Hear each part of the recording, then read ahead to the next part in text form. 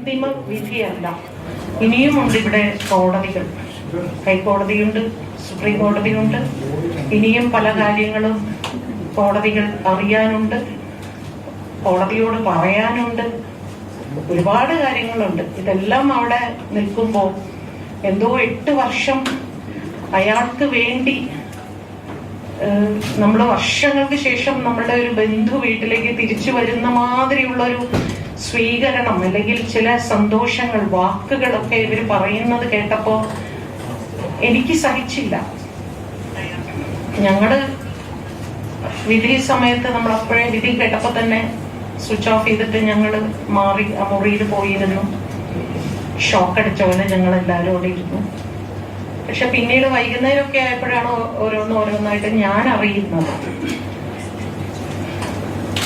എനിക്കതിൽ എൻ്റെ പ്രതിഷേധം ഇങ്ങനെ രേഖപ്പെടുത്താനാണ് എനിക്ക് തോന്നിയത്. കാരണം എതിരാളി ശക്തനാണ്, സമ്പന്നനാണ്, സ്വാധീനമുള്ളവനാണ്.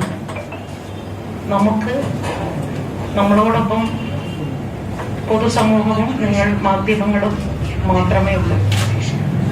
അതുകൊണ്ടാണ് ഞാൻ ഔദ്യോഗികമായി മെയിലായിട്ട് അയക്കുന്നതിന് മുൻപ് ഒരു വീഡിയോ ആയിട്ട് തന്നെ ഞാൻ പുറത്തുവിട്ടത്.